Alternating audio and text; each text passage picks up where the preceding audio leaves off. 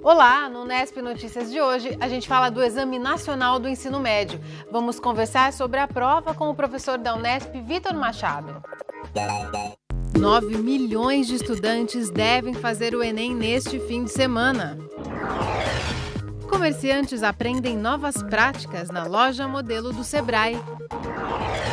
Na reportagem especial dos 3 anos da TV Unesp, você vai conhecer a estrutura por trás da gravação de cada programa.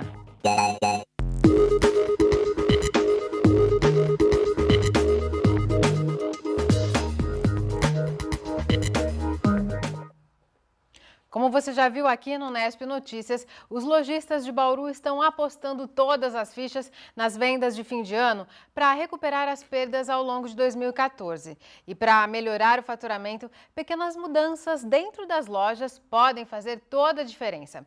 É o que ensina uma loja modelo do Sebrae, que desde terça-feira orienta os lojistas sobre inovações no mercado e estratégias de marketing. Uma loja cheia de mulheres e nenhuma delas veio gastar. Aqui, os clientes, na verdade, são os vendedores reais do mercado. Esse grupo de lojistas teve uma aula com o Sebrae para melhorar o faturamento do próprio negócio. A loja modelo foi montada sobre uma carreta. O serviço itinerante leva um exemplo de loja de roupas femininas para mostrar os melhores conceitos e os principais erros que os lojistas devem evitar. Desde a exposição de um produto na vitrine, às vezes ele pode comprometer, porque a fachada e a vitrine são um dos pontos primordiais para chamar o cliente para dentro da loja. Então, ter uma exposição adequada, principalmente aí na altura dos olhos do cliente, evitar de dificultar o acesso do cliente dentro da loja. Então, isso é um ponto muito importante. Facilitar a circulação do cliente também no espaço interno da loja. A disposição das roupas não é por acaso. Elas devem ficar alinhadas e agrupadas por cores. Alguns acessórios ajudam a chamar a atenção e valorizar as peças. A composição de blusa e saia sugere uma opção que ficaria bonita para cliente. Até a iluminação é proposital. Dá destaque a uma roupa que poderia ficar perdida em uma estante qualquer. Outro ponto importante é garantir acessibilidade. A loja modelo tem elevador e rampas, até no provador, para facilitar a vida dos clientes. Quanto que a acessibilidade é importante hoje numa venda? Ela é importante até porque nós temos não só o público diretamente envolvido, mas pessoas, às vezes, de mais idade, uma mãe com carrinho ou até mesmo um acompanhante, né, que pode ser também um consumidor. A turma de lojistas não colocou a mão no bolso, mas saiu daqui com boas ideias. Viviane já sabe o que vai mudar na própria empresa em Barra Bonita. Ela montou uma loja de roupas há apenas 2 meses e quer fazer o negócio prosperar. Geralmente eu exponho minhas roupas mais caras do lado esquerdo e ele falou que a gente tem que expor do lado direito, que é o lado mais emocional da pessoa, hora que ela chega e ela vê, dá aquele impacto. Para fazer a loja vingar, o que tem que fazer? Na verdade, a gente tem que ralar muito, se dedicar bastante e hoje em dia eu acho que a diferenciado é o atendimento e o que você expõe na tua loja. A loja modelo também apresenta tecnologias que facilitam o trabalho do empresário. Esse sistema de radiofrequência faz a leitura de todas as peças que estão em exposição. O aparelho recebe um sinal desta pequena antena, que é colocada na etiqueta da roupa. Assim, o lojista confere rapidamente o que ainda tem para vender. Um investimento de R$20 mil.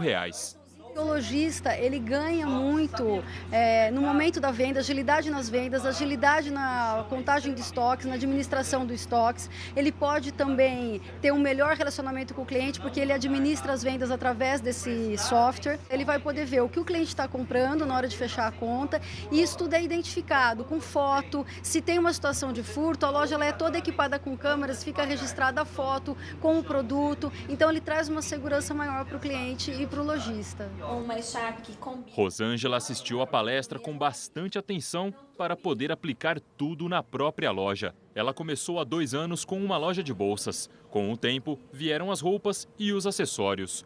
Os conceitos que aprendeu no Sebrae, principalmente na arrumação da vitrine, já fizeram a diferença no caixa da empresa. Eu percebi que a entrada de clientes e, consequentemente, o número de vendas e, obviamente, o faturamento. Não adianta nada você fazer um trabalho de mídia externa se a pessoa passa aqui na frente e a vitrine não estiver atrativa. Então, todas as pequenas alterações trouxeram bons resultados para a minha loja. A loja Modelo continua o atendimento até às 8 da noite de hoje no estacionamento do Boulevard Shopping Nações. E amanhã o Sebrae oferece uma palestra sobre imagem pessoal a partir das 8h30 da manhã. As inscrições podem ser feitas pelos telefones 3233-7000 ou 3234-1499. As orientações são gratuitas.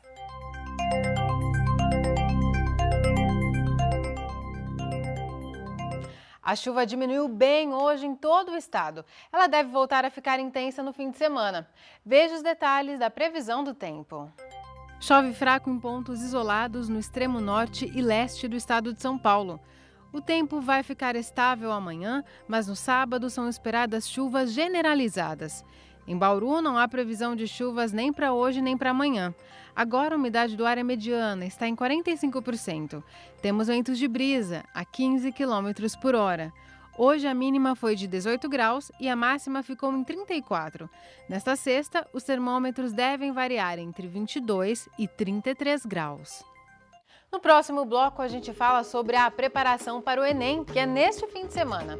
E ainda, você vai conhecer a estrutura que está por trás da gravação de cada programa aqui da TV Unesp. Voltamos já já!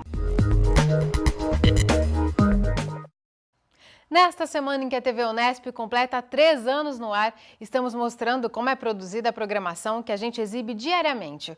Hoje é dia de conhecer toda a estrutura e os profissionais envolvidos na gravação de cada programa.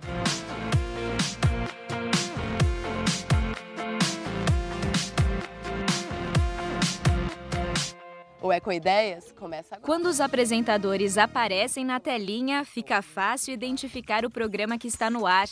Mas eles não estão sozinhos no estúdio. Mesmo sem você aí de casa perceber, há uma equipe grande que trabalha para dar vida a um programa. São muitos os detalhes para acertar até que comecem as gravações ou transmissões ao vivo. Com exceção do cenário do telejornal, que está sempre pronto, todos os outros precisam ser montados sempre que há uma gravação. Isso faz com que os profissionais da equipe de operações tenham que estar sempre atentos para que nenhum dos elementos seja esquecido, para que as luzes estejam afinadas e as câmeras nas posições corretas. Para quem está em casa, nem parece que dá tanto trabalho exibir um programa. Olá, terça-feira. No ar é desta sala, a switcher, que apresentadores e operadores de câmera recebem orientações sobre como se posicionar, sobre intervalos e mudanças no roteiro. A página 2 caiu. Um profissional da equipe fica responsável por enviar deste computador as informações que vão aparecer no teleprompter, essa tela na frente da câmera que mostra o texto para os apresentadores.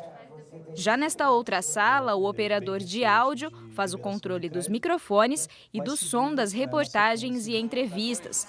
Do estúdio, som e imagem passam por essa central técnica para serem avaliados e depois são enviados ao master, o setor que exibe a programação. Como a TV Unesp retransmite o sinal da TV Brasil, o operador de master precisa ficar atento para fazer os cortes e inserir a programação local nos horários corretos. Depende muito do corte deles. Temos que ficar atentos nos intervalos para entrar com a parte local nossa. Então temos que ficar muito atento mesmo, muita atenção. Ficamos aqui diariamente sempre atentos na programação, se tiver alguma alteração, então temos que ficar bem atento a eles. Toda essa estrutura só funciona porque uma equipe de manutenção cuida de todos os equipamentos. O comprometimento de todos se reflete na qualidade do material que chega até a sua casa. Nós já nascemos HD, então isso dá um ganho muito grande para os departamentos que geram os conteúdos, porque eles contam com uma qualidade técnica de primeiro mundo, uma qualidade Full HD, desde a captura até a sua transmissão. Então nós temos que gerenciar recursos humanos e os equipamentos que vão dar esse respaldo para os núcleos geradores de conteúdo.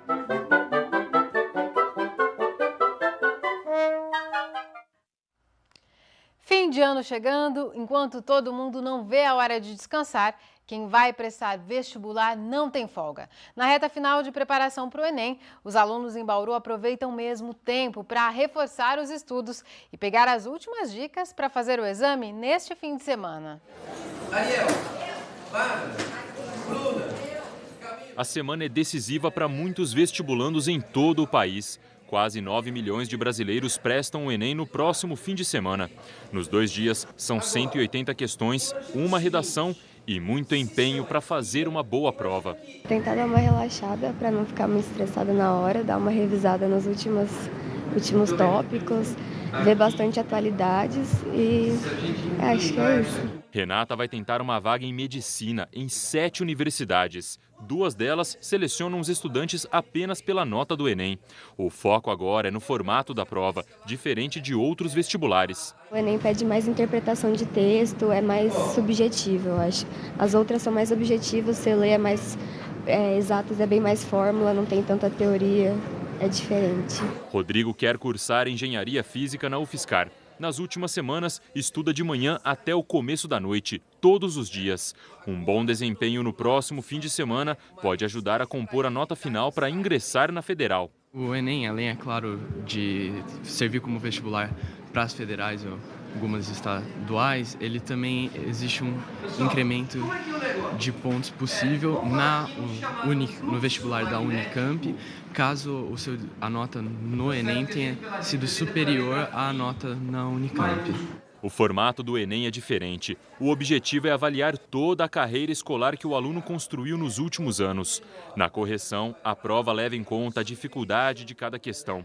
Os professores aprovam esse modelo. Ele leva em consideração o grau de dificuldade que aquela população, né, de alunos encontrou em função do chamado grau de proficiência, né? Ou seja, o quanto que realmente o aluno domina aquela competência. É uma análise extremamente bem feita, extremamente precisa, bastante moderna, bastante contemporânea do que se faz de melhor em termos de avaliação. Nesse aspecto, ele é fantástico. A redação continua fundamental na nota final do exame. É na hora de produzir o texto que o aluno mostra a articulação de ideias, domínio da norma culta e a capacidade de propor alternativas. E para isso, é preciso treinar muito. Ninguém passa a escrever bem de um momento para o outro. É um processo, é um aprendizado. O vestibular deseja que ingressem nas universidades alunos que saibam pensar, discutir temas e escrever de uma maneira clara e objetiva. Este professor dá aulas de redação há 40 anos e conta. As dificuldades dos alunos não mudaram muito de lá para cá. O Enem tem uma característica a mais. O Enem pede sempre, e essa é a marca do Enem, que o aluno não só fale do problema social, que é o tema da redação, mas que ele proponha também uma medida de intervenção, um projeto de minimização do problema que está em discussão. Ou seja, o Enem quer soluções. O Enem quer que o aluno pense caminhos para resolver o problema que se discute. A gente continua a falar sobre a prova do Enem. Conversamos no próximo bloco com o professor do Departamento de Educação da Unesp, Vitor Machado. Tem perguntas? Mande pra gente pela internet ou por telefone. Voltamos daqui a pouco. A gente volta a falar sobre o Enem, que será feito neste fim de semana. Conversamos com o professor do Departamento de Educação da Unesp, aqui em Bauru, o Vitor Machado. Professor, muito obrigada por sua presença aqui no Unesp Notícias. Muito boa tarde, Larissa. Nós vimos aí que são quase 9 milhões de pessoas que vão prestar o Enem neste ano. Tem um crescimento em relação ao ano passado, são 22% a mais de inscritos. Esse número tão grande de pessoas, uma quantidade que vem crescendo ano a ano, ela demonstra a importância que essa prova vem ganhando? Não tenha dúvida, né? Eu acho que o acesso à escola ele tem aumentado consideravelmente, né? Tanto para aquelas pessoas que acabam de sair do ensino médio, como aquelas pessoas que pararam de estudar e depois retornaram, né, que depois retornam porque almejam fazer um curso universitário. E o curioso é que o Enem, como diz o próprio nome, é um exame de avaliação do ensino médio, mas hoje ele se tornou sinônimo de seleção para o ensino superior, né? Exatamente. Eu acho que ele perdeu muito dessa questão, né, enquanto prova de avaliação do ensino médio, mesmo porque existem provas um pouco mais eficientes para tratar disso, como o SAEB, né, o próprio Estado de São Paulo, que tem o SARESP, e a dimensão, né, que o Enem hoje ele tomou no país, né, e eu acho que ele significa muito mais uma possibilidade de acesso do indivíduo ingressar no ensino superior do que mesmo uma prova para avaliar a qualidade do ensino médio. Nós vimos aí os vestibulandos, os alunos do ensino médio se preparando para a prova, mas um dado curioso é que mais da metade dos inscritos para fazer o Enem neste ano, eles já concluíram o ensino médio, mais da metade já concluiu o ensino médio. Isso demonstra uma mudança no perfil do candidato? São essas pessoas mais velhas que você já comentou, que estão querendo voltar a fazer o ensino superior ou fazer pela primeira vez? Sim, não tenha dúvida, né? Mesmo porque o Enem ele dá a possibilidade ao candidato de fazer a sua inscrição no ProUni, né, que é aquela bolsa, né, que o aluno vai receber para estudar no ensino universitário particular, né, na escola privada. Então, muitos acabam, né, fazendo o Enem porque optam estudar mais perto da sua casa, né, tem uma universidade privada mais próxima, né, então isso faz com que o número do Enem ele seja mais elevado e a tendência é que ele aumente a cada ano. Complementando, mais de 15 mil são idosos. Vai ao encontro disso que você está falando, né, Vitor? Vai ao encontro disso. E nós não podemos nos esquecer também que esse aumento ele se dá também em relação às mulheres, né? A gente tem pesquisas que demonstram um número elevado de mulheres, né? Porque talvez sejam elas também que terminam em maior número o ensino médio, e um aumento também, né, dos cotistas, né, dos negros, né, que... Sim, hoje 60% dos que vão prestar se declaram negros. A maioria. Sim, exatamente, né? Isso se deve muito especificamente à lei das cotas, né? Que sempre houve uma resistência em relação a elas, mesmo porque a nossa educação, a princípio, ela é urbanocêntrica, né? E é etnocêntrica. Ela acaba sendo excludente. Exatamente, exclui culturas regionais, e o ProUni possibilitou, então, que as pessoas que têm direito à cota, elas tivessem uma oportunidade de ingressar na universidade, e por conta disso esse número vem crescendo e também tende a crescer a cada ano. Falando um pouco sobre a prova em si, Vitor, é uma prova de múltipla escolha? Na sua visão, é a melhor forma de avaliar os candidatos que estão pleiteando uma vaga numa faculdade? Olha, eu entendo que toda prova ela é boa até ela ser realizada. Depois que ela foi realizada, ela tem que ser aperfeiçoada, né? Então, apesar de vários, né, colegas, né, acharem essa prova uma prova interessante, eu entendo que ela ainda precisa ser mais aperfeiçoada, né, no sentido de apresentar questões dissertativas, né, e que ela possa conseguir refletir um pouco mais, né, nitidamente aquilo que os nossos alunos são e aquilo que os nossos alunos possuem em termos de conhecimento na educação básica. Justamente por esse perfil, a redação acaba tendo um peso importante, uma forma de o aluno se destacar dos demais.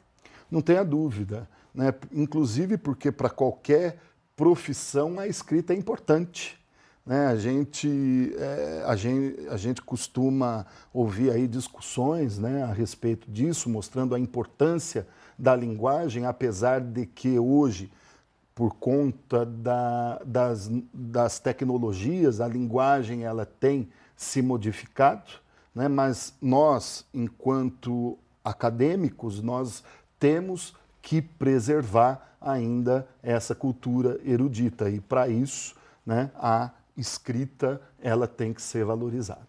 E ainda dá para se preparar, Vitor, nessa reta final? O que o aluno pode fazer?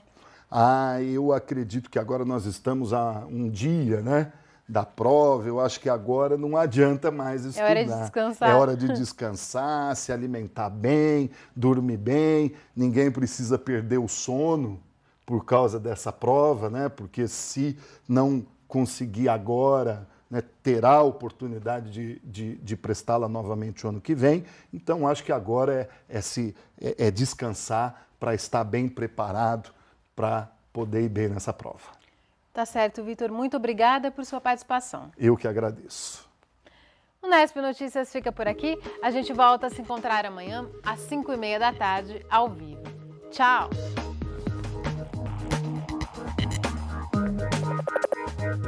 We'll be right back.